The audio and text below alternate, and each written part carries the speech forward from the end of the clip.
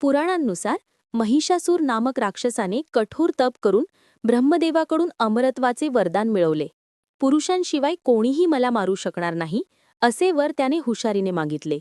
त्यामुळे देवदेवतांची शक्ती कमी झाली आणि तो तीनही लोकांवर अत्याचार करू लागला.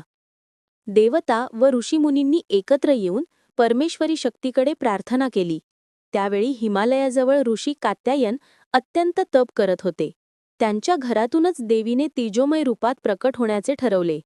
पर्वतराजांच्या कन्येप्रमाणे जन्म घेऊन ती कात्यायनी कन्या म्हणून ओळखली गेली आणि त्यामुळेच तिचे नाव कात्यायनी पडले. ती सिंहावर आरूढ होती. 4 हातात तलवार, त्रिशूळ, कमळ आणि वरमुद्रा होती. महिषासुराशी भीषण युद्ध करत देवीने अखेरीस त्याचा वध केला. या कारणामुळे ती दुष्टांचा नाश करणारी आणि धर्मरक्षण करणारी देवी म्हणून पूजली जाते.